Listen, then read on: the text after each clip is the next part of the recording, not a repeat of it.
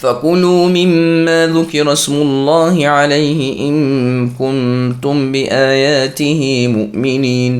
وَمَا لَكُمْ أَلَّا تَأْكُلُوا مِمَّا ذُكِرَ اسْمُ اللَّهِ عَلَيْهِ وَقَدْ فَصَّلَ لَكُم مَّا حَرَّمَ عَلَيْكُمْ إِلَّا مَا اضْطُرِرْتُمْ إِلَيْهِ وَإِنَّ كَثِيرًا لَّيُضِلُّونَ بِأَهْوَائِهِمْ بِغَيْرِ عِلْمٍ إِنَّ رَبَّكَ هُوَ أَعْلَمُ بِالْمُعْتَدِينَ وَذَرُوا ظَاهِرَ الْإِثْمِ وَبَاطِنَهُ إِنَّ الَّذِينَ يَكْسِبُونَ الْإِثْمَ سَيُجْزَوْنَ بِمَا كَانُوا يَقْتَرِفُونَ۔ سو جس جانور پر اللہ تعالیٰ کا نام لیا جائے یعنی بوقت ذبح، اس میں سے کھاؤ اگر تم اس کے احکام پر ایمان رکھتے ہو۔ اور تم کو کون امر اس کا باعث ہو سکتا ہے کہ تم ایسے جانوروں میں سے نہ کھاؤ جس پر اللہ تعالیٰ کا نام لیا گیا ہو، حالانکہ اللہ تعالیٰ نے ان سب جانوروں کی تفصیل بتلا دی ہے جن کو تم پر حرام کیا ہے، مگر وہ بھی جب تم کو سخت ضرورت پڑ جائے تو حلال ہے۔ اور یہ یقینی بات ہے کہ بہت سے آدمی اپنے غلط خیالات پر بلا کسی سند کے گمراہ کرتے ہیں۔ اس میں کوئی شبہ نہیں کہ اللہ تعالیٰ حد سے نکل جانے والوں کو خوب جانتے ہیں۔ اور تم ظاہری گناہ کو بھی چھوڑ دو اور باطنی گناہ کو بھی چھوڑ دو۔ بلا شبہ جو لوگ گناہ کر رہے ہیں ان کو ان کے کیے کے عن قریب سزا ملے گی۔ سامعین،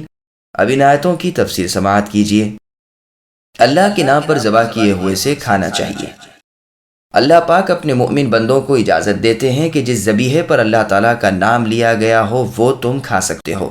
یعنی جس جانور کو اللہ تعالیٰ کا نام لے کر ذبح نہ کیا گیا ہو وہ حرام ہے، جیسا کہ کفار قریش مردار چیزوں کو کھا جاتے تھے اور بتوں وغیرہ پر جو جانور ذبح کیا گیا اس کو بھی کھاتے تھے۔ چنانچہ فرمایا کہ جس پر اللہ تعالیٰ کا نام لے لیا گیا ہو اس کو تم کیوں نہ کھاؤ۔ اللہ نے تو حرام چیز تمہیں بتا دی ہے اور وضاحت سے سمجھا دیا ہے۔ بعض نے فصلہ کو تشدید کے ساتھ پڑھا ہے اور بعض نے تخفیف کے ساتھ۔ دونوں صورتوں میں معنی بیان وضوح کے ہیں۔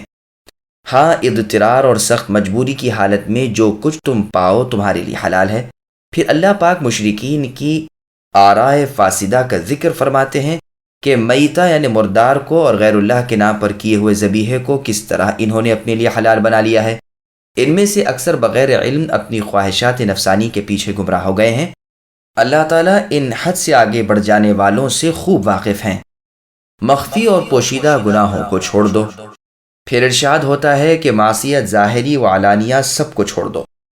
مجاہد رحمہ اللہ سے روایت ہے کہ اس سے وہ معصیت یعنی نافرمانی کا کام مراد ہے جس کی انجام دینے کی کسی عمل کرنے والے کی نیت کی ہو۔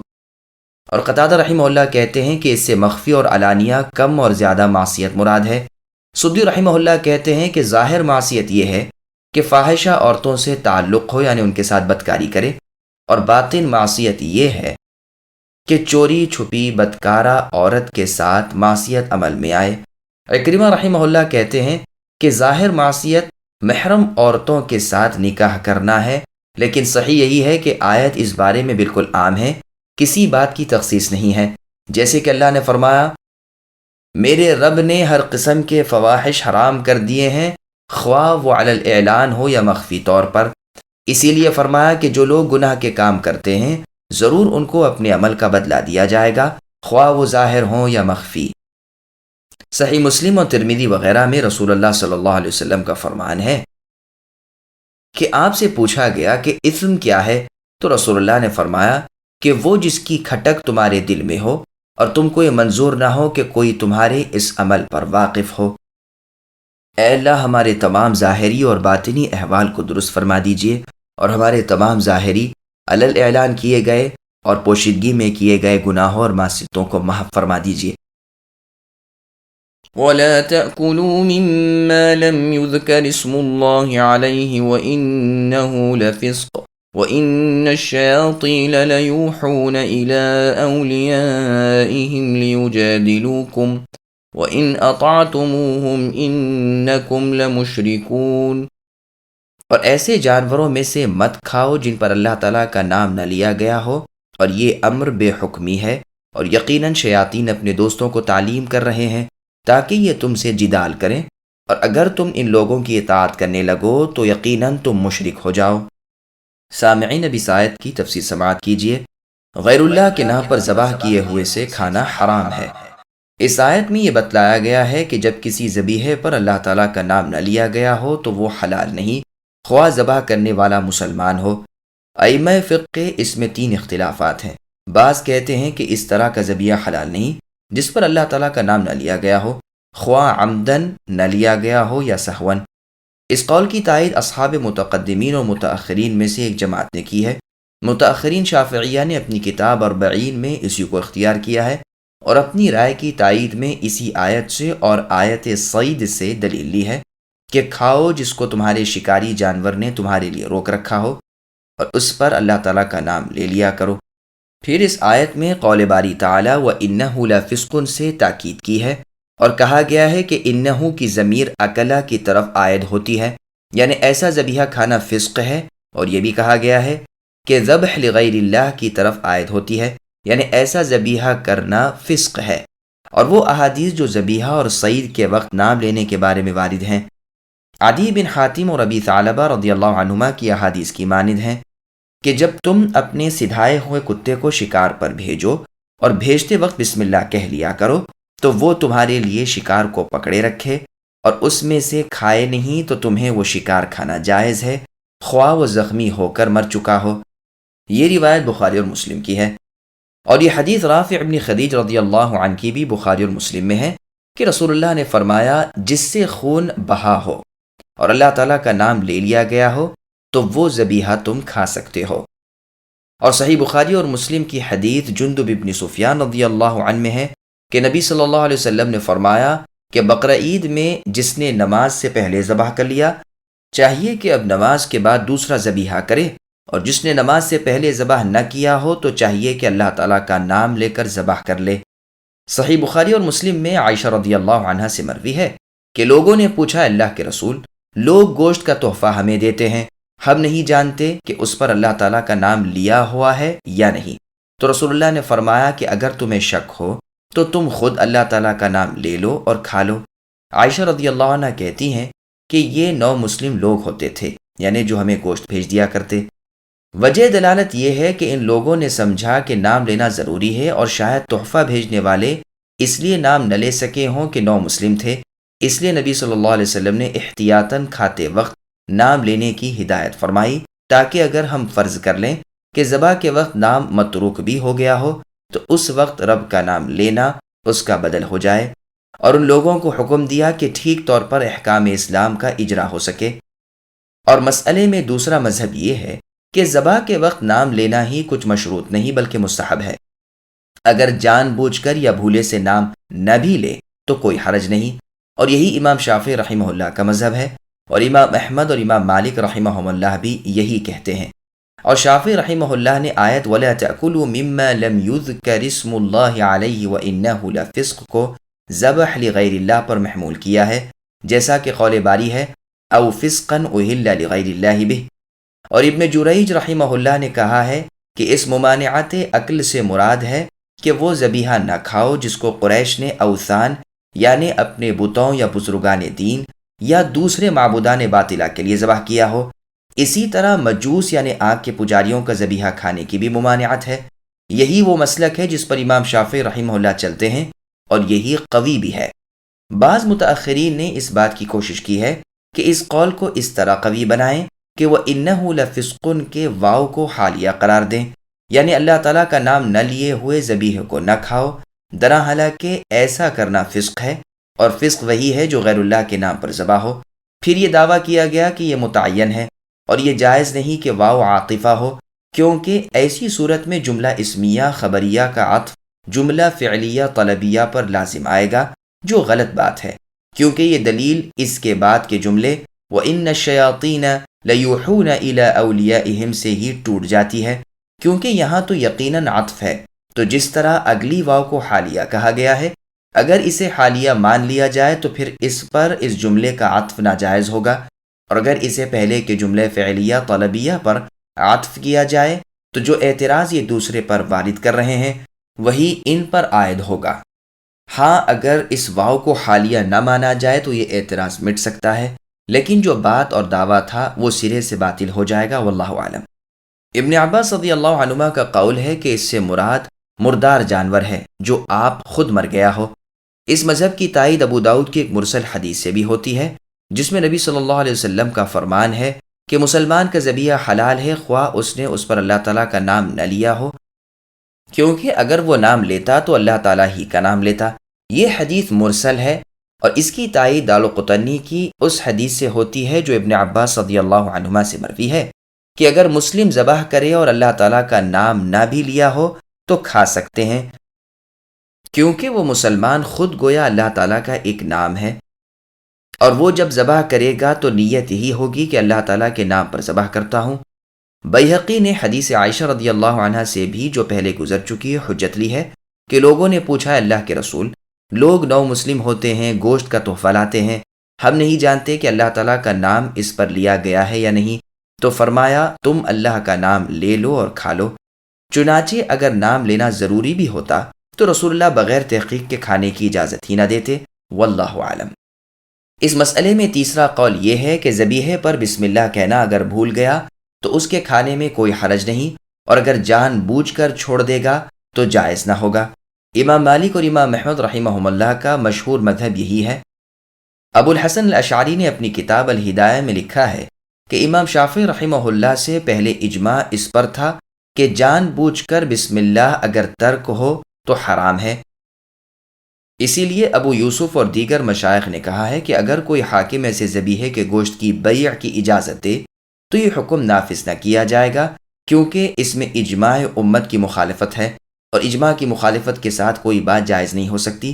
صاحب ہدایہ کی یہ بات عجیب ہے، حالانکہ امام شافعی رحمہ اللہ سے پہلے بھی ایسا اختلاف ثابت ہے، واللہ عالم۔ امام ابو جعفر ابن جریر رحمہ اللہ کہتے ہیں کہ جس نے بھول جانے والے کے ذبیحے کو حرام قرار دیا، اس نے مجتمعہ دلیل کے قائل ہونے سے اپنے کو الگ کر لیا، اور حدیث کہ نبی صلی اللہ علیہ وسلم سے ثابت ہے اس کی مخالفت کی۔ وہ حدیث یہ ہے کہ مسلم کے لیے خود اس کا مسلمان ہونا کافی ہے، خواہ وہ ذبح کے وقت بھول گیا ہو اور نام نہ لیا ہو، تم اللہ تعالیٰ کا نام لے لو اور کھا لو۔ اور اس حدیث کو خطأً مرفوع کہا ہے، اور دوسروں نے اس کی توثیق کی ہے، اور یہی صحیح ہے۔ ابن جریر اور محمد بن سیرین رحمہم اللہ نے بھول کر بسم اللہ ترک کر دینے کو مکروہ قرار دیا ہے، اور سلف لفظ کراہتاً کا اطلاق حرام پر کرتے تھے۔ امام ابو جعفر ابن جریر رحمہ اللہ کہتے ہیں کہ جن لوگوں نے بوقت ذبح بسم اللہ بھول کر نہ کہے جانے پر بھی ذبیحے کو حرام کہا ہے، انہوں نے علاوہ اور دلائل کا خلاف کرنے کے اس حدیث کا بھی خلاف کیا ہے جو ثابت ہے کہ نبی صلی اللہ علیہ وسلم نے فرمایا کہ مسلم کو اس کا مسلم ہونا ہی کافی ہے، اگر وہ ذبح کے وقت نام لینا بھول گیا تو اب کھانے والا اللہ تعالیٰ کا نام لے اور کھا لے۔ اس سے یہ ثابت ہوا کہ اس کو مرفوع کہنا خطا ہے، اور یہ خطا معقل ابن عبید اللہ جزری کی ہے۔ بقول امام بیہقی یہ روایت سب سے زیادہ صحیح ہے۔ امام ابن جریر رحمہ اللہ کا یہ طریقہ ہے کہ وہ ان دو ایک اقوال کو کچھ وقعت نہیں دیتے جو قول جمہور کے خلاف ہوں، اور اس اجماع کو قابل عمل اجماع ہی سمجھتے ہیں۔ حسن بصری رحمہ اللہ سے ایک شخص نے مسئلہ پوچھا کہ ایک شخص کے پاس بہت سے ذبح شدہ پرند لائے گئے، جن میں سے بعض پر تو اللہ کا نام لے کر ذبح کیا گیا تھا اور بعض پر نام لینا بھول گئے تھے، اور یہ اور وہ پرندے آپس میں مخلوط ہو گئے تھے۔ تو حسن رحمہ اللہ نے کہا تم سب کو کھا سکتے ہو۔ محمد بن سیرین رحمہ اللہ سے یہی سوال کیا گیا تو کہا جن پر اللہ تعالیٰ کا نام نہیں لیا گیا ہے نہ کھاؤ، کیونکہ اللہ تعالیٰ نے یہی فرمایا ہے لا تأکلوا مما لم یذکر اسم اللہ علیہ، اور اپنے فتوے کی اس حدیث سے دلیل لی جو ابن ماجہ میں بھی مروی ہے، یعنی اس تیسرے مذہب کی دلیل میں یہ حدیث بھی پیش کی جاتی ہے کہ نبی صلی اللہ علیہ وسلم نے فرمایا اللہ تعالیٰ نے میری امت پر سے خطا اور نسیان کو معاف فرما دیا ہے، اور مجبور ہو کر ارتکاب خطا کرنے کو بھی معاف کر دیا ہے۔ لیکن یہ قابل غور چیز ہے، میں یعنی ابن کثیر نے اس مسئلے پر ایک علیحدہ رسالہ لکھا ہے، اور ائمہ کے مذاہب اور ان کے مآخذ اور ان کی دلیلوں اور وجہ دلالت اور وجہ معارضت وغیرہ سب باتوں پر روشنی ڈالی ہے، واللہ عالم۔ ابن جریر رحمہ اللہ کہتے ہیں کہ اہل علم نے اس بارے میں اختلاف کیا ہے کہ آیا اس آیت کا حکم منسوخ ہے یا نہیں، تو بعض نے کہا کہ حکم منسوخ نہیں بلکہ محکم اور قابل عمل ہے، اور اسی بنا پر مجاہد اور عام اہل علم کا قول ہے۔ حکم منسوخ ہو جاتا تو مجاہد وغیرہ ایسا قول نہ کہتے، اکرمہ اور حسن بصری رحمہم اللہ کہتے ہیں کہ اللہ تعالیٰ نے فرمایا ہے کہ جس پر اللہ تعالیٰ کا نام لیا گیا ہو وہ کھاؤ اگر تم اللہ تعالیٰ کی آیتوں پر ایمان رکھتے ہو، اور اللہ تعالیٰ نے فرمایا کہ نہ کھاؤ جس پر اللہ تعالیٰ کا نام نہ لیا گیا ہو کیونکہ یہ فسق ہے، چنانچہ یہ آیت منسوخ ہے، لیکن اس سے مستثنا ہے قول باری تعالیٰ وَطَعَامُ الَّذِينَ أُوتُوا الْكِتَابَ حِلٌّ لَكُمْ وَطَعَامُكُمْ حِلٌّ لَهُمْ، یعنی اہل کتاب کا ذبیحہ تمہارے لیے مسلمانوں حلال ہے اور تمہارا ذبیحہ اہل کتاب کے لیے حلال ہے۔ ابن ابی حاتم کا قول ہے کہ اللہ تعالیٰ نے قرآن میں نازل فرمایا ہے کہ نہ کھاؤ جس پر اللہ تعالیٰ کا نام نہ لیا ہو، پھر اللہ تعالیٰ نے اس کو منسوخ فرما دیا اور مسلمانوں پر رحم کیا اور فرمایا کہ اب سارے طیبات یعنی پاکیزہ چیزیں تمہارے لیے حلال ہیں اور اہل کتاب کا ذبیحہ بھی تمہارے لیے حلال ہے، چنانچہ پہلی بات کو اس آیت کے ذریعے منسوخ فرما دیا اور اہل کتاب کے ذبیحے کو حلال قرار دے دیا۔ ابن جریر رحمہ اللہ کہتے ہیں کہ صحیح تو یہی ہے کہ اہل کتاب کے طعام کے حلال ہونے اور نام نہ لیے ہوئے ذبیحے کے حرام ہونے میں باہم کوئی تعارض نہیں ہے، یہی بیان ہے جو صحیح کہے جانے کا مستحق ہے، اور جس نے اس کو منسوخ قرار دیا ہے تو سوا اس کے اور کچھ نہیں کہ اس کو خاص کر دیا، واللہ اعلم۔ قوله تعالی ان الشیاطین لیوحون الی اولیائہم لیجادلوکم، شیاطین اپنے اولیاء یعنی دوستوں کی طرف اپنی باتیں اس لیے وحی کرتے ہیں تاکہ وہ تم سے بحث و مباحثہ اور مناظرہ کر سکیں۔ ایک شخص نے ابن عمر رضی اللہ عنہما سے کہا کہ مختار کا یہ دعویٰ ہے کہ اس کی طرف وحی آتی ہے، تو انہوں نے کہا کہ اس نے سچ کہا، پھر یہ آیت پڑھی، یعنی شیطان اپنے اولیاء کی طرف تو وحی کیا ہی کرتا ہے، یعنی مختار اپنے دعوی نبوت میں جھوٹا شخص ہے اور اللہ کی طرف سے اس کو وحی نہیں آتی بلکہ شیطان اس کو وحی کرتے رہتے ہیں۔ ابو زمیل سے مروی ہے کہ میں ابن عباس رضی اللہ عنہما کے پاس بیٹھا ہوا تھا، اس وقت مختار حج کرنے کو آیا ہوا تھا، تو ایک آدمی ابن عباس رضی اللہ عنہما کے پاس آیا اور کہنے لگا کہ اے ابن عباس، ابو اسحاق گمان کرتا ہے یعنی مختار کہ آج کی رات اس پر وحی آئی ہے، تو ابن عباس رضی اللہ عنہما نے کہا سچ کہتا ہے۔ میں یہ سن کر پریشان ہو گیا اور کہا کہ ابن عباس اس کے قول کی تصدیق کرتے ہیں، تو ابن عباس رضی اللہ عنہما کہنے لگے کہ وحی دو قسم کی ہوتی ہے، ایک اللہ تعالیٰ کی وحی، ایک شیطان کی وحی۔ اللہ تعالیٰ کی وحی محمد مصطفیٰ صلی اللہ علیہ وسلم کی طرف ہے اور شیطان کی وحی اس کے اولیاء کی طرف ہے، یعنی شیطان کے دوستوں کی طرف شیطان وحی کرتا ہے۔ پھر اسی آیت کو تلاوت فرمایا۔ اکرمہ رحمہ اللہ کا بھی ایسا ہی قول پہلے گزر چکا ہے۔ قولہ لیجادلوکم کے بارے میں کہا گیا ہے کہ یہود نبی صلی اللہ علیہ وسلم سے جھگڑتے تھے اور کہتے تھے کہ کیسی عجیب بات ہے کہ ہم جس جانور کو قتل کریں اس کو تو کھا لیں اور جس کو خود اللہ تعالیٰ نے قتل کیا ہو اسے نہ کھائیں اور حرام سمجھیں، تو یہ آیت اتری وَلَا تَأْكُلُوا مِمَّا لَمْ يُذْكَرِ اسْمُ اللَّهِ عَلَيْهِ وَإِنَّهُ لَفِسْقٌ، اس کو مرسلاً روایت کیا گیا ہے اور ابو داؤد نے متصلاً روایت کیا ہے۔ یہ کئی وجوہ سے قابل غور ہے۔ ایک تو یہ کہ یہود میتہ یعنی مردار کے کھانے کو جائز ہی نہیں سمجھتے تھے، پھر وہ اس بارے میں خلاف ہی کیوں کریں گے؟ دوسرے یہ کہ یہ آیت سورہ انعام میں ہے جو مکی ہے اور یہود تو مدینے میں رہتے تھے، اور تیسرے یہ کہ اس حدیث کو ترمذی نے روایت کیا ہے جو ابن عباس رضی اللہ عنہما سے مروی ہے، اور ترمذی کہتے ہیں کہ لوگ نبی صلی اللہ علیہ وسلم کے پاس آئے، پھر اس حدیث کا ذکر کیا اور کہتے ہیں کہ یہ حدیث حسن غریب ہے، اور سعید بن جبیر رحمہ اللہ سے مرسلن بھی مروی ہے۔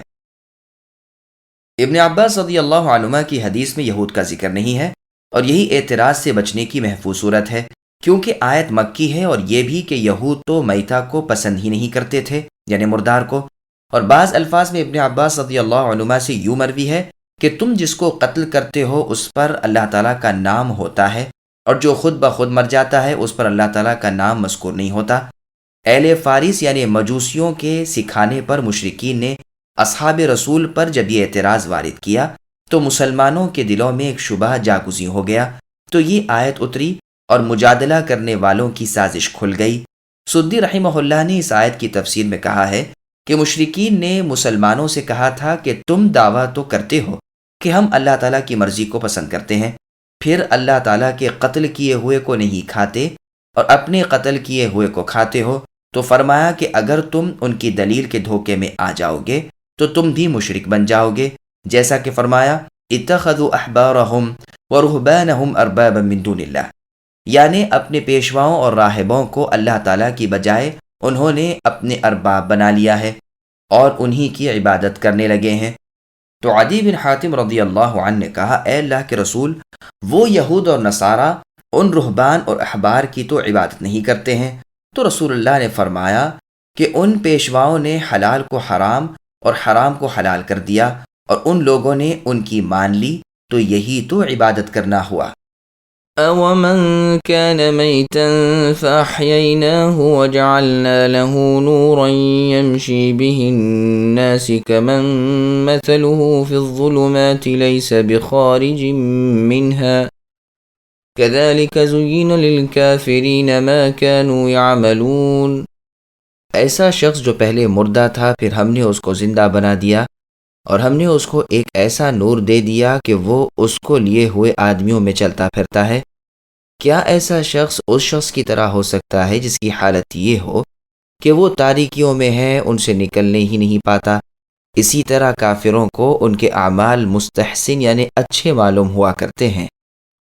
سامعین، اب اس آیت کی تفسیر سماعت کیجیے۔ ایمان روشنی جبکہ کفر تاریکی ہے۔ یہ مثال کے طور پر اللہ تعالیٰ نے بیان فرمایا ہے کہ ایمان لانے والا جو پہلے میت یعنی مردہ تھا، یعنی ضلالت میں حالق اور حیران تھا، اس کو اللہ تعالیٰ نے زندہ کر دیا، یعنی اس کے قلب کو ایمان کی دولت بخشی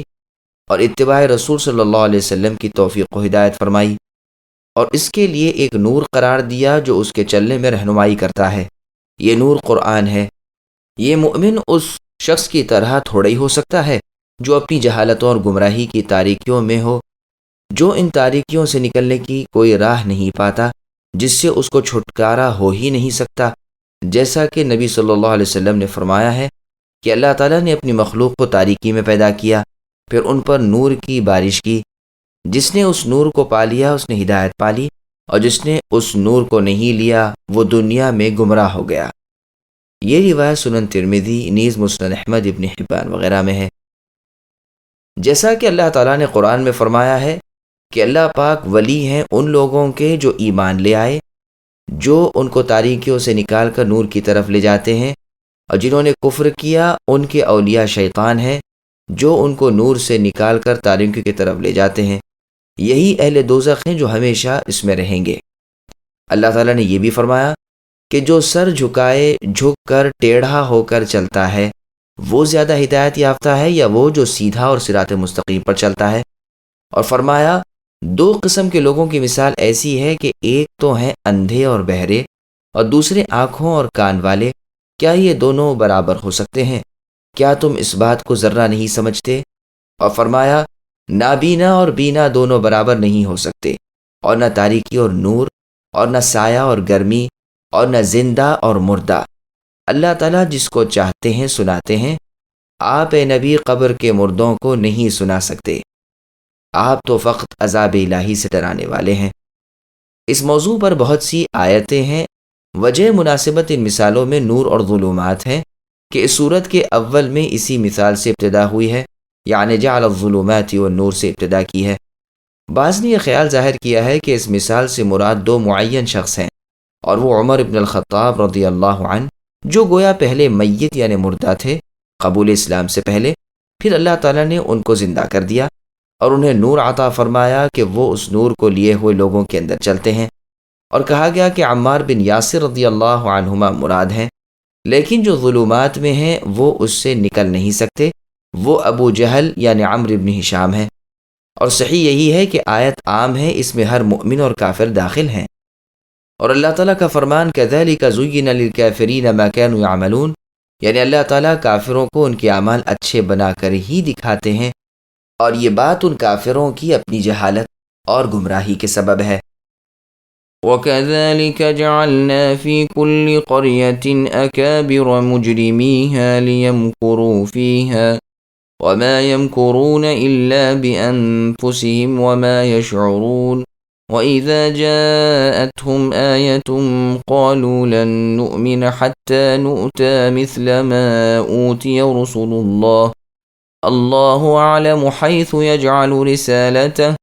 سيصيب الذين أجرموا صغار عند الله وعذاب شديد بما كانوا يمكرون۔ اور اسی طرح ہم نے ہر بستی میں وہاں کے رئیسوں ہی کو جرائم کا مرتکب بنایا تاکہ وہ لوگ وہاں شرارتیں کیا کریں، اور وہ لوگ اپنے ہی ساتھ شرارت کر رہے ہیں اور ان کو ذرا خبر نہیں۔ اور جب ان کو کوئی آیت پہنچتی ہے تو یوں کہتے ہیں کہ ہم ہرگز ایمان نہ لائیں گے جب تک کہ ہم کو بھی ایسی ہی چیز نہ دی جائے جو اللہ تعالیٰ کے رسولوں کو دی جاتی ہے۔ اس موقع کو تو اللہ تعالیٰ ہی خوب جانتے ہیں جہاں اپنا پیغام بھیجتے ہیں۔ ان قریب ان لوگوں کو جنہوں نے جرم کیا ہے اللہ تعالیٰ کے پاس پہنچ کر ذلت پہنچے گی اور سزائے سخت ان کی شرارتوں کے مقابلے میں۔ سامعین، اب ان آیتوں کی تفسیر سماعت کیجیے۔ صاحب ثروت حق کا انکار کرتے ہیں۔ اللہ پاک فرماتے ہیں کہ اے محمد صلی اللہ علیہ وسلم، جیسا کہ آپ کی بستی میں بڑے بڑے لوگ مجرم اور کافر ثابت ہوئے ہیں،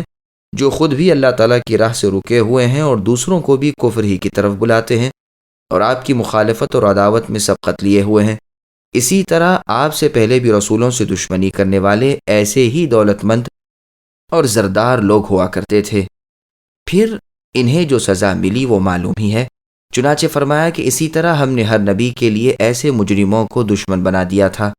اور فرمایا کہ جب ہم ارادہ کرتے ہیں کہ کسی بستی کو برباد کر دیں تو ان کے مالداروں کو توفیق ہوتی ہے کہ وہ بستی میں فساد مچائیں اور فسق و فجور کرنے لگیں۔ مطلب یہ ہے کہ ہم ان کو اطاعت کا حکم کرتے ہیں لیکن وہ مخالفت کرتے ہیں، بنا برری ہم انہیں ہلاک کر دیتے ہیں۔ اور یہ بھی کہا گیا ہے کہ ہم انہیں وہ امر کرتے ہیں جو ان کی قسمت میں لکھا ہوتا ہے تاکہ اس میں وہ شیطنت اختیار کریں۔ اور فرمایا کہ جس بستی میں بھی ہم نے اپنا ڈرانے والا بھیجا تو سب سے پہلے وہاں کے دولت مندوں نے یہی کہا کہ ہم تو تمہیں نہیں مانتے، اور کہتے ہیں کہ ہم تم سے اموال و اولاد میں بڑے ہوئے ہیں، ہمیں عذاب نہیں ہوگا۔ اور فرمایا کہ یہ دولت مند کہتے ہیں کہ ہم نے اپنے آبا و اجداد کو اسی ڈھنگ پر پایا اور ہم تو انہی کے نقش قدم پر چلیں گے۔ مکر سے یہاں مراد یہ ہے کہ وہ اپنی بیہودہ بکواس کے ذریعے لوگوں کو گمراہی کی طرف بلاتے ہیں، جیسے کہ قوم نوح کے بارے میں اللہ نے فرمایا وَمَكَرُوا مَكْرًا كُبَّارًا، اور قوم نوح نے بہت بڑی چال چلی، یعنی نوح علیہ السلام کے بار بار اپنی قوم کو اللہ کی توحید کی طرف بلانے کے باوجود بھی ان کی قوم کے سردار اور دولت مند لوگوں نے ان کی قوم کو بیہودہ بکواس اور گمراہی کی طرف ہی بلایا۔ اور اے نبی، آپ ان ظالموں کو دیکھتے کہ اپنے رب کے سامنے کھڑے ہوئے ہیں اور ایک دوسرے اپنے ساتھی سے یوں کہہ رہا ہے، اور چیلا اپنے پیشوا سے، اور تابع اپنے متبوع سے، اور مرید اپنے گمراہ مرشد اور مولوی سے کہہ رہا ہے کہ اگر تمہارے زیر اثر ہم نہ ہوتے یعنی دنیا کی زندگی میں تو ایمان لائے ہوتے۔ تو پیشوا اور متبوع اور مرشد اور گمراہ مولوی اپنے چیلوں اور مریدوں اور تابع داروں سے کہیں گے ہم نے ہدایت سے تمہیں روکا تھوڑا ہی تھا، تم تو آپ گنہگار اور مجرم تھے، اور یہ کہ تمہارا مشورہ تھا کہ ہم کفر اختیار کریں اور اللہ تعالیٰ کے لیے شریک بنائیں، چنانچہ اپنے ساتھ ہم کو بھی تم نے اپنی لپیٹ میں لے لیا۔ سفیان رحمہ اللہ کہتے ہیں کہ قرآن میں مکر سے مراد عمل ہے، اور فرمایا کہ نہیں چال بازی کرتے ہیں وہ مگر اپنے ہی نفسوں کے ساتھ، لیکن اس بات کو وہ نہیں جانتے، یعنی اس چال بازی اور دوسروں کو گمراہ کرنے کا وبال خود ان کی اپنی ذات پر پڑے گا، جیسا کہ اللہ نے فرمایا کہ یہ پیشوا اپنے گناہوں کی بوجھ کے ساتھ دوسروں کے گناہوں کا وزن بھی بروز قیامت اٹھائے ہوئے ہوں گے۔ اور فرمایا کہ گمراہ کرنے والے کیسا برا بوجھ اٹھا رہے ہیں اور جانتے نہیں کہ دوسرے کا بھی گناہ ہم لے رہے ہیں۔ اور اللہ نے فرمایا کہ ان لوگوں کے پاس جب ہماری کوئی نشانی آتی ہے تو کہتے ہیں کہ ہم تو اس وقت تک ایمان نہ لائیں گے جب تک کہ اس جیسی نشانیاں نہ پیش کرو جیسی کہ پہلے پیغمبروں نے بتائی تھیں۔ وہ کہتے تھے کہ رسول صلی اللہ علیہ وسلم کے ساتھ فرشتے بھی بطور دلیل کیوں نہیں ہوتے، جیسے کہ وہ رسول صلی اللہ علیہ وسلم کے پاس وحی لے کر آتے ہیں۔ جیسا کہ اللہ نے فرمایا کہ جن لوگوں کو ہم سے ملنے کا یقین نہیں وہ کہتے ہیں کہ ہم پر بھی فرشتے کیوں نہیں اترتے، یا یہ کہ ہم اپنی آنکھوں سے اللہ کو دیکھ لیں۔ نبی صلی اللہ علیہ وسلم حسب و نسب کے لحاظ سے پوری دنیا سے افضل ہیں، اور اللہ تعالیٰ کا فرمان اللہ اعلم حیث یجعل رسالتہ، یعنی اللہ تعالیٰ جانتے ہیں کہ محل رسالت کس کو بنانا چاہیے اور کون در حقیقت رسول بننے کی صلاحیت رکھتا ہے؟ جیسا کہ فرمایا کہ وہ کہتے ہیں کہ یہ قرآن دونوں بستیوں کے کسی بڑے آدمی پر کیوں نہیں اتارا گیا؟ کیا وہ اللہ تعالیٰ کی رحمت کی تقسیم اپنی ثوابدید سے کر لیں گے؟ قریتین سے مراد مکہ اور طائف ہیں۔ یہ بات وہ کمبخت مشرکین اس وجہ سے کہتے ہیں کہ نبی صلی اللہ علیہ وسلم کو بغاوت اور حسد کی وجہ سے اپنے سے حقیر اور کمتر سمجھتے تھے، جیسا کہ اللہ نے فرمایا کہ جب یہ کافر اے نبی آپ کو دیکھتے ہیں تو آپ کا مذاق اڑاتے ہیں اور ٹھٹول میں لے لیتے ہیں اور کہتے ہیں کہ ارے کیا یہی ہے وہ شخص جو تمہارے معبودوں کے متعلق بولتا پھرتا ہے، حالانکہ وہ رحمان کے ذکر کو بھولے بیٹھے ہیں۔ اور اللہ نے فرمایا کہ جب کبھی وہ آپ کو اے نبی دیکھتے ہیں تو مذاق میں لے اڑتے ہیں کہ کیا یہی ہے جس کو اللہ تعالیٰ نے رسول بنا کر بھیجا ہے۔ اور فرمایا کہ تم سے پہلے بھی رسولوں کے ساتھ اسی طرح مذاق اور استہزاء کیا جاتا رہا ہے، لیکن انہی کے مذاق نے انہیں ہلاک کر دیا۔ حالانکہ ان کم بختوں کو نبی صلی اللہ علیہ وسلم کے فضل و شرف اور نسب کا اعتراف تھا، اور رسول اللہ کے خاندان کی شرافت اور قبیلے کی عزت اور وطن مکہ کی بزرگی کے معترف تھے۔ اللہ تعالیٰ اور سارے ملائکہ اور مؤمنین کی طرف سے رسول اللہ صلی اللہ علیہ وسلم پر درود ہو۔ حتیٰ کہ یہ کفار آپ کے نبی ہونے کے پہلے ہی سے آپ کے ایسے معترف حسن اخلاق تھے کہ رسول اللہ کو امین کا خطاب دے رکھا تھا، اور رئیس کفار ابو سفیان تک رسول اللہ کی سچائی سے اس قدر مرعوب تھے کہ ہرقل ملک روم نے جب رسول اللہ کی بابت اور آپ کے حسب نسب کی بابت پوچھا تو کہنے لگے کہ وہ یعنی رسول اللہ محمد صلی اللہ علیہ وسلم ہم لوگوں میں بہت شریف النسب ہیں۔ پھر پوچھا کہ کیا اس سے پہلے کبھی جھوٹا بھی مشہور ہو رہا ہے؟ تو ابو سفیان نے کہا کبھی نہیں، محمد صلی اللہ علیہ وسلم نے کبھی جھوٹ نہیں بولا۔ غرض یہ حدیث طویل ہے جس سے شاہ روم نے استدلال کیا کہ وہ یعنی رسول اللہ اچھی صفات والے معلوم ہوتے ہیں۔ یہ چیزیں تو ان کی نبوت اور صداقت کی دلیلیں ہیں۔ رسول اللہ صلی اللہ علیہ وسلم نے فرمایا کہ اللہ پاک نے اولاد ابراہیم میں سے اسماعیل علیہ السلام کو انتخاب کیا، اور بنی اسماعیل میں سے بنی کنانہ کو، اور بنی کنانہ سے قریش کو منتخب کیا، اور قریش میں سے بنی ہاشم کو، اور بنی ہاشم میں سے مجھ کو انتخاب فرمایا۔ یہ روایت بخاری اور مسلم نیز ترمذی مسند احمد وغیرہ میں ہے۔ صحیح بخاری میں ابو ہریرہ رضی اللہ عنہ سے مروی ہے کہ نبی صلی اللہ علیہ وسلم نے فرمایا کہ بنی آدم کے اچھے قرن ایک بعد دیگرے آتے رہے، حتیٰ کہ وہ اچھا قرن بھی آ گیا جس میں میں ہوں۔ مسند احمد میں عبداللہ بن مسعود رضی اللہ عنہ سے روایت ہے کہ اللہ تعالیٰ نے سب کے دلوں پر نظر ڈالی تو اصحاب رسول صلی اللہ علیہ وسلم یعنی صحابہ کرام رضی اللہ عنہم کے قلوب کو سب کے دلوں سے اچھا پایا، چنانچہ انہی کو نبی صلی اللہ علیہ وسلم کے وزراء اور مددگار بنایا جو نبی کے ساتھ دین کے لیے قتال کرتے ہیں۔ بس مسلمان یعنی صحابہ کرام جس کو اچھا سمجھتے ہیں وہ اللہ تعالیٰ کے پاس سے اچھا ہوتا ہے، اور جس کو صحابہ برا سمجھتے ہیں وہ اللہ تعالیٰ کے پاس بھی برا ہوتا ہے۔ روایت میں ہے کہ ایک آدمی نے ابن عباس رضی اللہ عنہما کو دیکھا کہ مسجد میں داخل ہو رہے ہیں، پس جب ان کی طرف دیکھا تو ڈر گیا اور پوچھنے لگا یہ کون ہے؟ بتایا گیا کہ یہ ابن عباس رضی اللہ عنہما رسول اللہ صلی اللہ علیہ وسلم کے چچا زاد بھائی ہیں۔ تو کہا کہ اللہ تعالیٰ اپنے محل نبوت و رسالت کو خوب جانتے ہیں کہ کون نبوت کا مصداق بن سکتا ہے، اور اللہ کا فرمان سیصیب الذین اجرموا صغار عند اللہ وعذاب شدید، یہ رسالت کی اتباع سے تکبر اور انقیاد رسول صلی اللہ علیہ وسلم سے غرور کرنے والوں کے لیے وعید شدید ہے۔ اس کو اللہ تعالیٰ کے پاس حقارت اور ذلت دائمہ نصیب ہوگی۔ اسی طرح جو لوگ غرور کرتے ہیں تو قیامت کے روز اس کے نتیجے میں انہیں ذلت ملے گی، جیسا کہ اللہ نے فرمایا کہ جو لوگ میری عبادت سے غرور کرتے ہیں اور منہ موڑتے ہیں وہ اوندھے منہ جہنم میں پڑے ہوں گے، اور اللہ نے فرمایا کہ ان کے اس عمل بد کے سبب انہیں عذاب شدید لاحق ہوگا، کیونکہ مکر عموماً خفی ہوتا ہے۔ مکر کہتے ہیں نہایت لطیف طور پر حیلہ بازی اور مکاری کو، وہ اسی کے بالمقابل قیامت کے روز پوری جزا اور پورا عذاب شدید دیے جائیں گے۔ چنانچہ اللہ نے فرمایا وعذاب شدید بما كانوا يمكرون، لیکن اللہ تعالیٰ عذاب دینے میں کسی پر ظلم نہیں کرتے، جیسا کہ اللہ نے فرمایا یوم تبلی السرائر، یعنی اس روز ساری چھپی ہوئی باتیں اور سب مکنونات ظاہر ہو جائیں گی۔ بخاری اور مسلم میں ہے کہ نبی صلی اللہ علیہ وسلم نے فرمایا کہ ہر باغی اور غدار کے لیے قیامت میں ایک جھنڈا ہوگا اور یہ اس کی سرین سے لگا ہوگا، یعنی اس کے چوتڑ سے لگا ہوگا، اور کہا جائے گا کہ یہ فلاں بن فلاں غدار ہے۔ اس میں یہ حکمت ہے کہ غداری چونکہ خفیہ ہوتی ہے،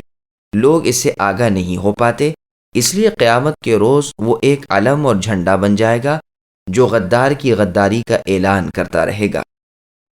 فمن يرد الله أن يهديه يشرح صدره للإسلام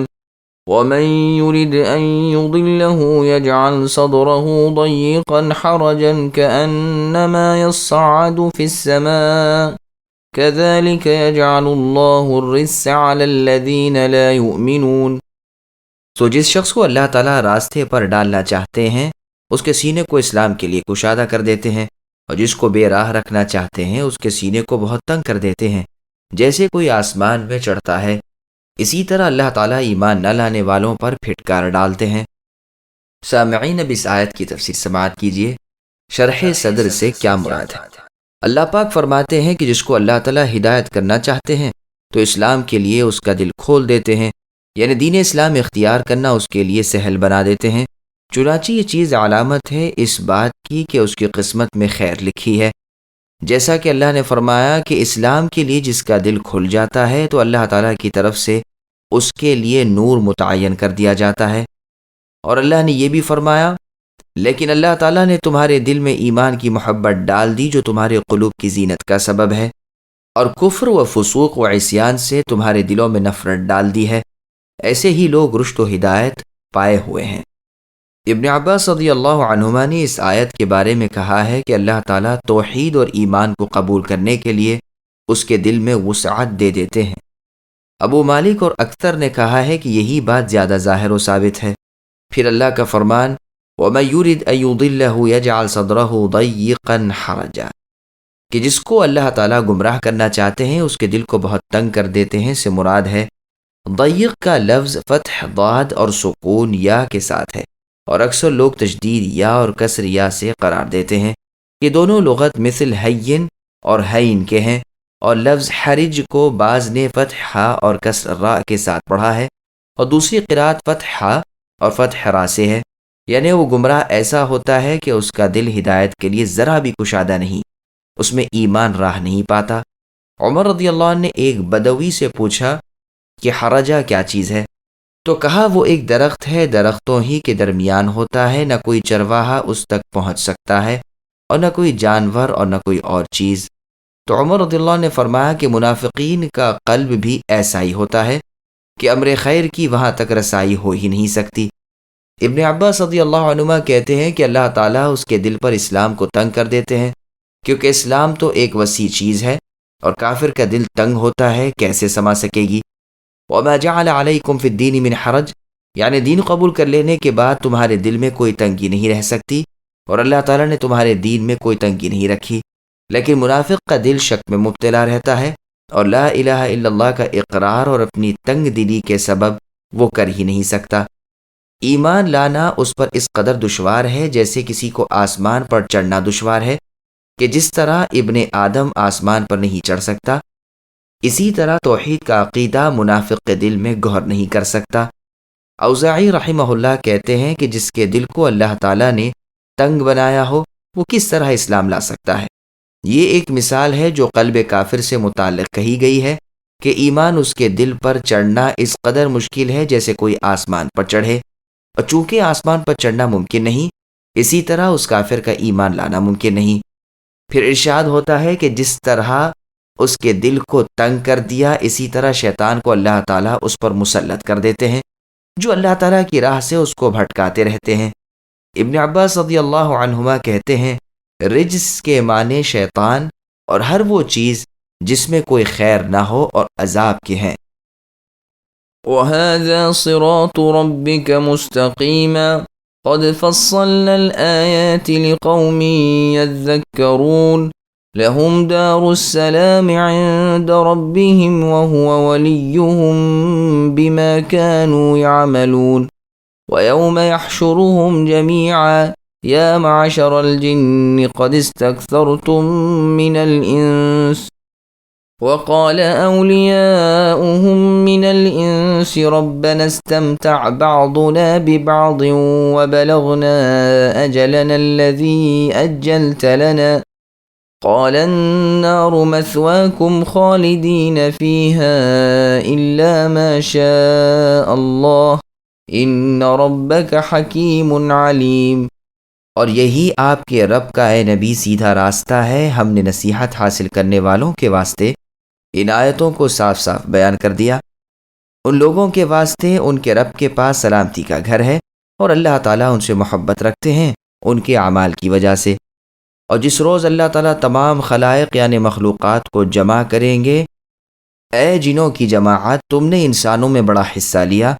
جو انسان ان کے ساتھ تعلق رکھنے والے تھے وہ کہیں گے کہ اے ہمارے رب، ہم میں ایک نے دوسرے سے فائدہ حاصل کیا تھا، اور ہم اپنی اس معین میعاد تک آ پہنچے جو آپ نے ہمارے لیے معین فرمائی۔ اللہ تعالیٰ فرمائیں گے کہ تم سب کا ٹھکانہ دوزخ ہے جس میں ہمیشہ کو رہو گے۔ ہاں، اگر اللہ تعالیٰ ہی کو منظور ہو تو دوسری بات ہے۔ بے شک اے نبی، آپ کے رب بڑے حکمت والے، بڑے علم والے ہیں۔ سامعین، اب ان آیتوں کی تفسیر سماعت کیجیے۔ قرآن صراط مستقیم اور جنت سلامتی کا گھر ہے۔ اللہ تعالیٰ جب ان گمراہوں کا ذکر فرما چکے تو اب دین اور ہدایت کے شرف کو بتاتے ہیں اور فرماتے ہیں کہ تمہارے رب کا راستہ یہی سیدھا راستہ ہے۔ مستقیماً بنا برحال منصوب ہے، یعنی یہ دین اے محمد صلی اللہ علیہ وسلم جو ہم نے آپ کو دیا ہے، یہ اس وحی کے ذریعے ہے جس کو قرآن کہتے ہیں، اور یہی صراط مستقیم ہے۔ اور ہم نے قرآن کی آیتوں کو نہایت تفصیل اور وضاحت کے ساتھ پیش کیا ہے۔ اس سے وہی لوگ فائدہ اٹھاتے ہیں جنہیں عقل و فراست حاصل ہے، جو اللہ تعالیٰ اور اللہ کے رسول صلی اللہ علیہ وسلم کی باتوں میں نیاز مندانہ غور و فکر کرتے ہیں اور سمجھنے کی کوشش کرتے ہیں۔ ان کے لیے قیامت کے دن جنت دارالسلام ہے۔ جنت کو دارالسلام کا نام اس لیے دیا گیا کہ جیسی سلامتی کی راہ وہ یہاں چلے، قیامت کے دن بھی سلامتی کا گھر انہیں ملے گا۔ اللہ پاک ان کے حافظ و ناصر مؤید ہیں، کیونکہ وہ نیک عمل کرتے تھے۔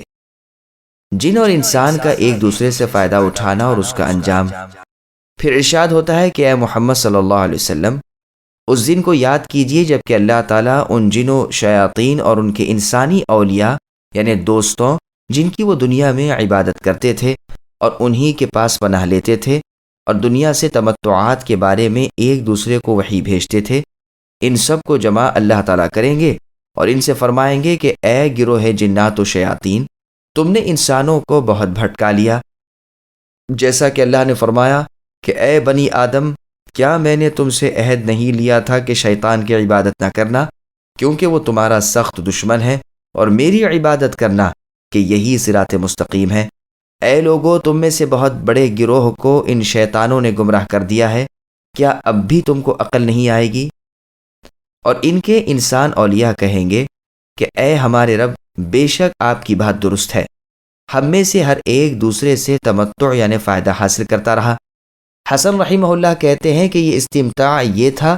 کہ شیاطین حکم دیتے تھے اور یہ نادان انسان اس پر عمل کرتے تھے۔ ابن جریج رحمہ اللہ کہتے ہیں کہ زمانہ جاہلیت میں کوئی شخص سفر کرتا ہوا کسی وادی میں بھٹکتا تھا تو کہتا تھا کہ میں اس وادی کے سب سے بڑے جن کی پناہ لیتا ہوں۔ یہ ہوتا تھا ان انسانوں کا استمتاع۔ چنانچہ قیامت کے دن اسی کا عذر پیش کر رہے ہیں، اور جنوں کا انسانوں سے فائدہ اٹھانا یہ ہے کہ انسان ان کی تعظیم کرتے تھے اور ان سے مدد طلب کرتے تھے، اور انسانوں سے انہیں بزرگی ملتی تھی۔ چنانچہ وہ کہتے تھے کہ ہم جنوں اور انسانوں کے سردار ہیں، اور آپ نے اے ہمارے پروردگار جو وقت ہمارے لیے قرار دے دیا تھا اس وعدے تک ہم پہنچ گئے،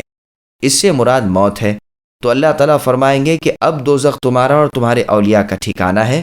جس میں تم ہمیشہ رہو گے، پھر اللہ تعالیٰ ہی جو چاہیں کریں۔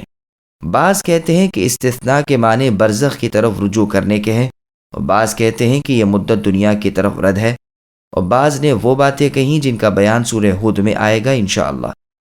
جہاں کہ اللہ پاک نے فرمایا ہے کہ وہ دوزخ میں ہمیشہ رہیں گے جب تک کہ زمین و آسمان رہے گے۔ ہاں، اس کے سوا اللہ تعالیٰ کچھ اور چاہے تو اللہ کی مرضی ہے، وہ تو جو ارادہ کر لیتے ہیں اپنے ارادے کو عمل میں لانے کا حق رکھتے ہیں۔ اس آیت کی تفسیر اس آیت سے ہوتی ہے کہ دوزخ تمہارا ٹھکانہ ہے جس میں ہمیشہ رہو گے، مگر ہاں پھر جو اللہ تعالیٰ چاہیں۔ یہ ایک ایسی آیت ہے کہ کسی کو بھی یہ سزاوار نہیں کہ اللہ تعالیٰ کی مخلوق کے بارے میں اللہ تعالیٰ پر کوئی حکم لگائے اور کسی کو جنتی یا دوزخی قرار دے۔ ہاں یہ اور بات ہے کہ یوں کہنا درست ہے کہ فلاں عمل اور فلاں قول اور عقیدہ آدمی کو جہنم میں پہنچاتا ہے، اور فلاں قول، عقیدہ اور عمل آدمی کو جنت میں پہنچا دیتا ہے۔ لیکن یقینی طور پر کسی کے جنتی یا جہنمی ہونے کی بات کسی کے کتنے ہی متقی ہونے یا کسی کے کتنے ہی بدکار اور گناہ ہونے کے سبب نہیں کہی جا سکتی۔ یہ معاملہ تو اللہ ہی کے ہاتھ ہے، اللہ ہی اپنے بندوں کا فیصلہ بروز قیامت انصاف سے کر دیں گے۔ وَكَذَلِكَ نُوَلِّي بَعْضَ الظَّالِمِينَ بَعْضًا بِمَا كَانُوا يَكْسِبُونَ، اور اسی طرح بعض کفار کو بعض کے قریب رکھیں گے ان کے اعمال کے سبب۔ سامعین اب اس آیت کی تفسیر سماعت کیجیے۔ ظالم ظالموں کا، مؤمن مؤمنوں کا دوست ہے۔ اللہ تعالیٰ لوگوں کو جو ایک جیسے اعمال رکھتے ہوں تو آپس میں دوست بنا دیتے ہیں۔ چنانچہ مؤمن ولی ہے مومن کا، خواہ کہیں ہو اور کیسا ہی ہو، اور کافر ولی ہے کافر کا، خواہ کہیں کا ہو اور کسی ذات پات کا ہو۔ ایمان تمناؤں اور ظاہرداریوں کا نام نہیں۔ مالک ابن دینار رحمہ اللہ نے کہا کہ میں نے زبور میں پڑھا ہے کہ اللہ تعالیٰ فرماتے ہیں کہ میں منافقین کا انتقام منافقین ہی کے ذریعے لوں گا، اور پھر اس کے بعد سارے ہی منافقین سے، اور یہ قرآن میں بھی ہے۔ چنانچہ ارشاد باری تعالیٰ ہے، ہم اسی طرح ایک ظالم کو دوسرے ظالم کا دوست بنا دیتے ہیں، یعنی جن کے ظالموں کو انسانی ظالموں کا دوست بناتے ہیں، اور جو اللہ تعالیٰ کے ذکر سے غافل ہو جائے تو ہم ایک شیطان کو اس پر مسلط کر دیتے ہیں، اور وہ ہمیشہ اس کے ساتھ رہتا ہے۔ یعنی سورہ زخرف کی آیت نمبر 36 میں۔ کسی شاعر نے کیا ہی خوب کہا ہے کہ کوئی ہاتھ ایسا نہیں جس سے بالا تر اللہ تعالیٰ کا ہاتھ نہ ہو، اور کوئی ظالم ایسا نہیں جس کو دوسرے ظالم سے سابقہ نہ پڑے۔ آیت کریمہ کے معنی یہ ہوئے کہ جس طرح ہم نے ان نقصان یافتہ انسانوں کے دوست ان کے بہکانے والے جن و شیاطین کو بنا دیا، اسی طرح ظالموں میں سے بعض کو بعض کا ولی بنا دیتے اور بعض بعض سے ہلاک ہوتے ہیں،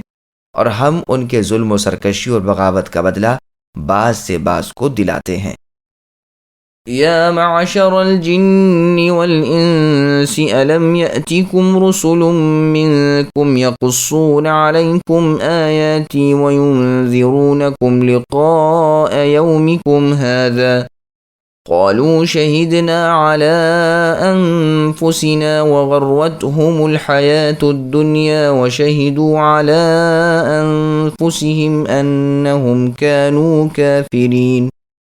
اے جماعت جنات اور انسانوں کی، کیا تمہارے پاس تم ہی میں سے پیغمبر نہیں آئے تھے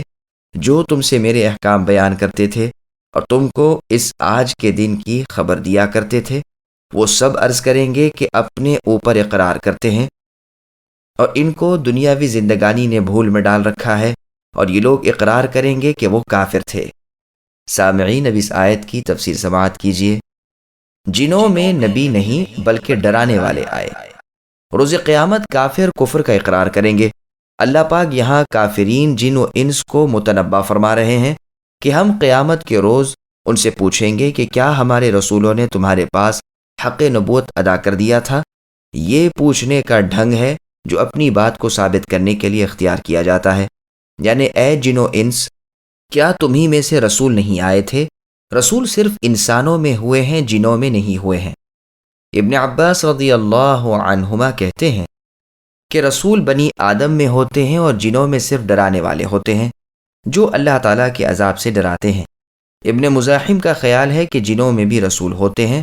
اور اپنے دعوے میں اسی آیت کریمہ سے دلیل لاتے ہیں،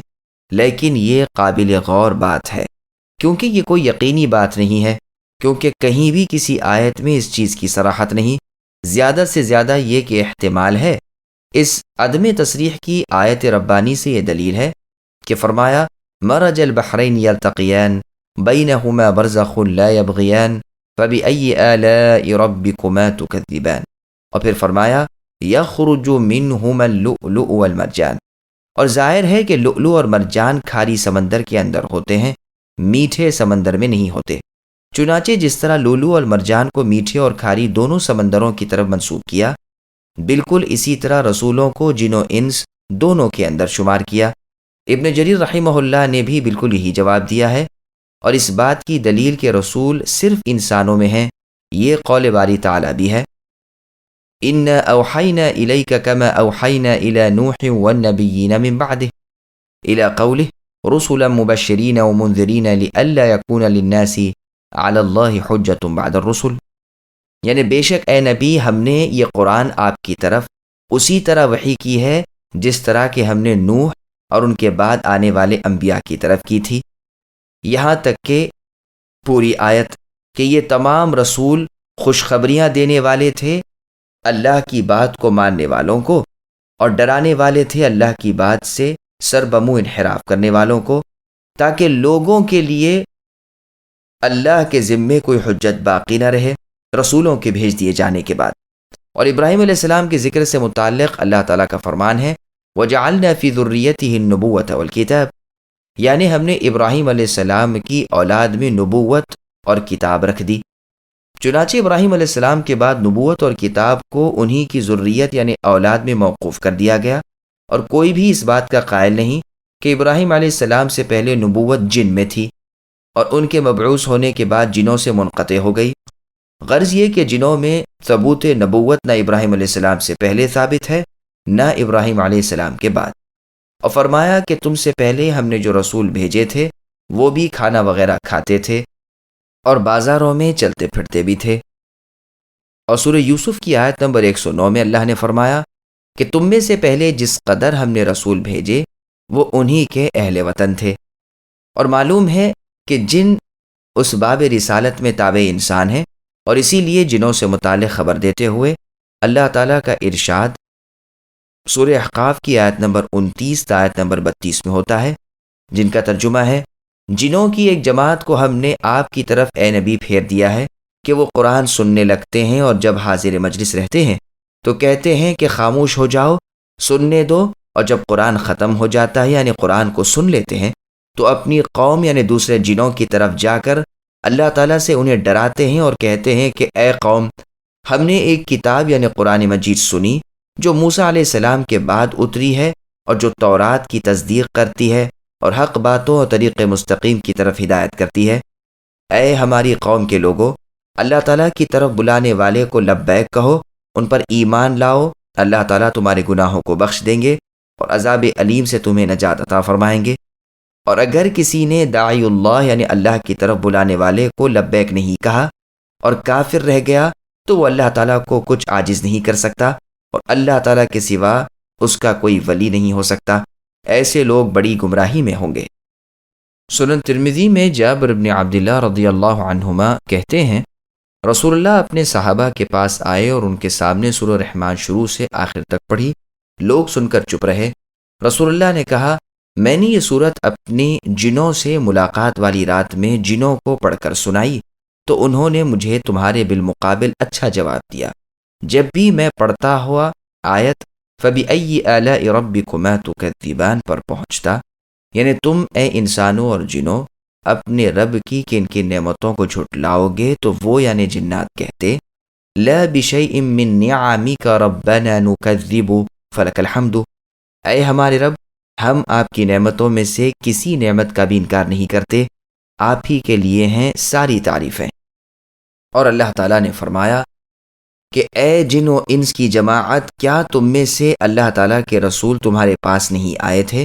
جو میری آیتیں تم کو پڑھ کر سناتے تھے اور آج کے دن میری ملاقات سے تمہیں متنبہ کرتے تھے؟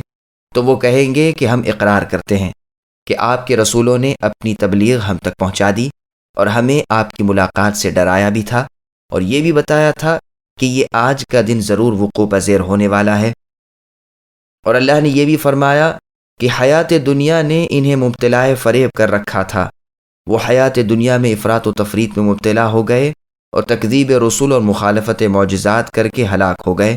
کیونکہ حیات دنیاوی کی عیاشیوں اور زینت و شہوات میں گرفتار ہو گئے، اور بروز قیامت وہ خود اپنے نفسوں پر گواہی دیں گے کہ ہم کافر تھے۔ اللہ ہمیں بروز قیامت رسوا ہونے سے اپنی پناہ میں رکھے۔ ذلك أن لم يكن ربك مهلك القرى بظلم وأهلها غافلون ولكل درجات مما عملوا وما ربك بغافل عما يعملون۔ یہ اس وجہ سے ہے کہ نبی صلی اللہ علیہ وسلم کے رب یعنی اللہ تعالی کسی بستی والوں کو کفر کے سبب ایسی حالت میں ہلاک نہیں کرتے کہ اس بستی کے رہنے والے بے خبر ہوں، اور ہر ایک کے لیے درجے ملیں گے ان کے اعمال کے سبب، اور آپ کے رب اے نبی ان کے اعمال سے بے خبر نہیں ہیں۔ سامعین، اب ان آیتوں کی تفسیر سماعت کیجیے۔ عذاب اتمام حجت کے بعد آتا ہے۔ اللہ پاک فرماتے ہیں کہ ایسا نہیں ہوا کرتا کہ آپ کے رب اے نبی بستیوں کو ہلاک کریں اور ظلم سے ہلاک کریں ایسی حالت میں کہ وہ لوگ بالکل غفلت میں ہوں، نہیں، بلکہ رسولوں کو بھیج کر اور کتابیں نازل کر کے ہم نے جن و انس کے عذرات کو ختم کر دیا ہے تاکہ کوئی ظلم سے نہ پکڑا جائے اور اس کو دعوت توحید نہ پہنچی ہو۔ ہم نے لوگوں کا کوئی عذر باقی نہیں رہنے دیا۔ اگر ہم نے قوموں پر عذاب بھیجا بھی تو رسولوں کو بھیج کر تکمیل حجت کرنے کے بعد، جیسا کہ اللہ تعالیٰ نے ارشاد فرمایا، کوئی بستی ایسی نہیں جہاں ہم نے کوئی ڈرانے والا رسول اپنی طرف سے نہ بھیجا ہو۔ اور اللہ نے فرمایا کہ ہم نے ہر قوم میں رسول بھیجے ہیں کہ اللہ تعالیٰ ہی کی عبادت کرو اور شیطان سے بچو، جیسا کہ اللہ نے ایک اور جگہ فرمایا کہ ہم کبھی کسی پر عذاب نازل کرنے والے نہیں جب تک کہ ان کے پاس رسول نہ بھیج دیں۔ سورہ اسراء آیت نمبر 15 اور سورہ ملک کی آیت نمبر 8 تا 9 میں فرمایا کہ جس وقت جہنم میں لوگ جھونکے جائیں گے تو اس کے متعینہ فرشتے ان سے پوچھیں گے کہ کیا اللہ تعالیٰ کا کوئی ڈرانے والا تمہارے پاس نہیں آیا تھا؟ وہ کہیں گے کہ ہاں ضرور آیا تھا، لیکن ہم نے اس کو جھٹلا دیا تھا۔ اس موضوع سے متعلق بہت سی آیتیں ہیں۔ امام ابو جعفر رحمہ اللہ کہتے ہیں کہ اللہ تعالیٰ کا قول بظلم دو وجوہ کا احتمال رکھتا ہے۔ ایک تو یہ کہ یہ بات اس وجہ سے ہے کہ اللہ تعالیٰ کا یہ طریقہ نہیں کہ کسی قوم کو اس کے شرک کے سبب اس طرح ہلاک کر دیں کہ اسے اپنے شرک کی خبر بھی نہ ہو، یعنی وہ عقوبت میں کبھی جلدی نہیں کرتے ہیں جب تک کہ ان کے پاس رسول نہ بھیج دیں جو انہیں عذاب سے متنبہ کر دے اور اللہ تعالیٰ کی حجت تمام کر دے اور روز آخرت کے عذاب سے انہیں ڈرا نہ دے۔ اگر وہ غفلت میں کسی کو پکڑتے بھی ہیں تو وہ کہتے کہ ہمارے پاس تو کوئی بشیر اور نذیر آیا ہی نہ تھا، جیسے سورہ مائدہ کی آیت نمبر 19 میں ہے۔ اور دوسری وجہ یہ ہے کہ اللہ تعالیٰ کہتے ہیں کہ وہ انہیں بغیر متنبہ کر دینے اور رسل اور آیات کے ذریعے نصیحت کیے بغیر ہلاک نہیں کیا کرتے، ورنہ ان پر ظلم کرنا لازم آتا، اور اللہ تو اپنے بندوں پر ظلم نہیں کرتے ہیں۔ اس کے بعد ابو جعفر طبری رحمہ اللہ وجہ اول کو ترجیح دیتے ہیں، اور اس میں کوئی شک نہیں کہ یہی وجہ اقویٰ اور افضل ہے، واللہ عالم۔ اللہ کا فرمان وَلِكُلٍّ دَرَجَاتٌ مِّمَّا عَمِلُوا، یعنی ہر نیک و بد عمل کرنے والے کے بلحاظ عمل کئی مراتب و منازل ہیں کہ جس کا جیسا عمل ہے اس کے نتیجے تک اللہ تعالیٰ اس کو پہنچا دیتے ہیں۔ اگر عمل خیر ہو تو نتیجہ خیر تک، اور عمل بد ہو تو نتیجہ بد تک۔ اور یہ بھی محتمل ہے کہ یہ مطلب ہو کہ ان کافرین جن و انس کے کئی درجات ہیں، اور ہر کافر کے لیے دوزخ میں اس کے حسب معصیت مدارج و منازل ہیں، جیسا کہ اللہ تعالیٰ نے فرمایا کہ ہر ایک کے لیے دگنا 3 گنا عذاب ہے۔ اور سورہ نحل کی آیت نمبر 88 میں ارشاد فرمایا کہ جن لوگوں نے کفر کیا اور اللہ تعالیٰ کی راہ مستقیم کی طرف آنے سے لوگوں کو روکا، ہم عذاب پر عذاب ان کے لیے زیادہ کریں گے، کیونکہ وہ خود بھی کفر کرتے رہے اور لوگوں کو بھی کفر کی راہ پر لائے اور فساد برپا کرتے رہتے تھے۔ اور اللہ تعالیٰ تو عمل کرنے والے کے عمل سے غافل نہیں، یہ لوگ اللہ تعالیٰ کے علم میں ہیں، جب وہ اللہ کی طرف لوٹیں گے تو انہیں سزا سے دوچار ہونا پڑے گا۔ وَرَبُّكَ الْغَنِيُّ ذُو الرَّحْمَةِ إِن يَشَأْ يُذْهِبْكُمْ وَيَسْتَخْلِفْ مِن بَعْدِكُم مَّا يَشَاءُ كَمَا أَنشَأَكُم مِّن ذُرِّيَّةِ قَوْمٍ آخَرِينَ إِنَّمَا تُوعَدُونَ لَآتٍ وَمَا أَنتُم بِمُعْجِزِينَ قُلْ يَا قَوْمِ اعْمَلُوا عَلَى مَكَانَتِكُمْ إِنِّي عَامِلٌ فَسَوْفَ تَعْلَمُونَ مَن تَكُونُ لَهُ عَاقِبَةُ الدَّارِ إِنَّهُ لَا يُفْلِحُ الظَّالِمُونَ۔ اور آپ کے رب اے نبی بالکل بے نیاز ہیں، رحمت والے ہیں۔ اگر وہ چاہیں تو تم سب کو اٹھا لیں اور تمہارے بعد جس کو چاہیں تمہاری جگہ آباد کر دیں، جیسا تم کو ایک دوسری قوم کی نسل سے پیدا کیا ہے۔ جس چیز کا تم سے وعدہ کیا جاتا ہے وہ بے شک آنے والی چیز ہے اور تم عاجز نہیں کر سکتے۔ اے نبی آپ یہ فرما دیجئے کہ اے میری قوم، تم اپنی حالت پر عمل کرتے رہو، میں بھی عمل کر رہا ہوں۔ سو اب جلد ہی تم کو معلوم ہو جاتا ہے اس عالم کا انجام کار کس کے لیے نافع ہوگا۔ یہ یقینی بات ہے کہ حق تلفی کرنے والوں کو کبھی فلاح نہ ہوگی۔ سامعین، اب ان آیتوں کی تفسیر سماعت کیجیے۔ اللہ تعالیٰ مخلوق سے بے نیاز ہیں۔ ارشاد ہوتا ہے کہ اے محمد صلی اللہ علیہ وسلم، آپ کے رب تمام مخلوق سے من جمیع الوجوہ یعنی ہر اعتبار سے غنی ہیں، بے نیاز ہیں، ہر احوال میں سب اللہ کے محتاج ہیں، اور اس کے علاوہ وہ اللہ رحیم و کریم بھی ہیں، جیسا کہ اللہ تعالیٰ نے سورہ بقرہ کی آیت نمبر 143 میں فرمایا، ان اللہ بالناس لرؤوف الرحیم، کہ بے شک اللہ تعالیٰ لوگوں پر مہربان اور شفیق ہے۔ اگر تم اے لوگو اللہ کے اوامر و نواہی کی مخالفت کرو گے، یعنی اللہ نے جن کاموں کے کرنے کا حکم دیا ہے انہیں نہ کرو گے اور جن سے روکا ہے ان کو کرو گے، تو اگر وہ اللہ چاہیں تو تم کو اس کے صلے میں ہلاک و برباد کر دیں گے، اور پھر جس قوم کو چاہیں گے تمہارا جانشین بنا دیں گے، تاکہ یہ دوسری قوم اللہ کی فرمانبرداری کرے، جیسا کہ اللہ تعالیٰ نے تم کو ایک دوسری قوم کی ذریت سے پیدا کیا۔ وہ اللہ اس بات پر قادر ہیں، اللہ پر یہ چیز آسان ہے۔ جیسا کہ اللہ نے قرون اولیٰ کو ہلاک کر دیا اور پھر بعد کی قوموں کو لا بسایا، اسی طرح وہ اللہ اس قوم کو ہلاک کرنے اور دوسری قوم کو لانے پر قادر ہیں۔ سورہ نساء آیت نمبر 133 اور سورہ ابراہیم کی آیت نمبر 15 تا 16 میں فرمایا کہ اے لوگو، تم اللہ تعالیٰ کے محتاج ہو، اللہ کے فقیر ہو، اور اللہ بے نیاز ہے اور تعریف کے قابل صرف وہی ہے۔ وہ جو چاہے تو تم کو فنا کر کے ایک دوسری مخلوق کو پیدا کرے، یہ اللہ تعالیٰ پر دشوار نہیں۔ اللہ تعالیٰ فرماتے ہیں کہ اگر تم اللہ سے منہ پھیرو گے تو تمہاری بجائے دوسری قوموں کو اللہ بدل دیں گے، پھر تمہارا ذکر بھی باقی نہ رہے گا۔ ابان بن عثمان رحمہ اللہ اس آیت سے متعلق کہتے ہیں کہ ذریت اصل کو بھی کہتے ہیں اور ذریت نسل کو بھی کہتے ہیں، اور اللہ تعالیٰ کا قول ہے کہ انما توعدون لآت وما انتم بمعجزین، یعنی اے محمد صلی اللہ علیہ وسلم انہیں خبر دے دیجئے کہ امر معاد سے متعلق جس بات کا ان سے وعدہ کیا گیا ہے وہ لا محالہ ہو کر رہے گی، تم اللہ کو عاجز نہیں کر سکتے۔ وہ تو اس بات پر قادر ہیں کہ تمہیں پھر سے زندہ کر کے خواہ تم خاک کیوں نہ بن جاؤ اور تمہاری ہڈیاں تک کیوں نہ گل جائیں۔ پھر آگے اللہ نے فرمایا کہ اے لوگو، تم اپنی جگہ عمل کرتے رہو اور میں اپنی جگہ کرتا رہوں گا، اور اس بات کو تم قریب میں جان لو گے۔ یہ بڑی سخت وعید اور زبردست تہدید ہے، یعنی اگر گمان کرتے ہو کہ تم ٹھیک راہ پر ہو تو اسی پر چلو، اور میں بھی اپنے منہج اور اپنے طریق میں چلتا ہوں، جیسا کہ اللہ تعالیٰ نے سورہ ہود کی آیت نمبر 121 میں فرمایا کہ اے نبی، ایمان نہ لانے والوں سے کہہ دیجئے کہ تم بھی اپنا کرتے رہو اور میں بھی اپنا کرتا رہوں گا، تم بھی میرا انتظار کرو اور میں بھی تمہارا انتظار کرتا ہوں۔ قریب میں تمہیں معلوم ہو جائے گا کہ عاقبت کی بھلائی یعنی انجام کی کس کے لیے ہے۔ یاد رکھو، ظالم کبھی فلاح نہیں پائیں گے۔ اللہ تعالیٰ نے رسول سے اپنا کیا ہوا وعدہ پورا کیا، ان کے لیے 20 شہر فتح کیے، انہیں ملکوں پر قابض و متصرف بنایا، اور اپنے رسول کی مخالفت کرنے والوں کو چوٹی سے پکڑ کر نیچا دکھایا۔ مکے کو نبی صلی اللہ علیہ وسلم کے لیے فتح کرا دیا اور سب مکے والوں پر انہیں غالب کر دیا، اور تمام جزیرے عرب پر ان کا حکم نافذ ہو گیا، اسی طرح یمن اور بحرین پر بھی، اور خود انہی کی زندگی میں یہ سب کچھ ہوا۔ اور رسول اللہ صلی اللہ علیہ وسلم کی وفات کے بعد خلفائے راشدین رضی اللہ عنہم کے زمانے میں امصار و اقالیم بھی فتح ہونے لگے،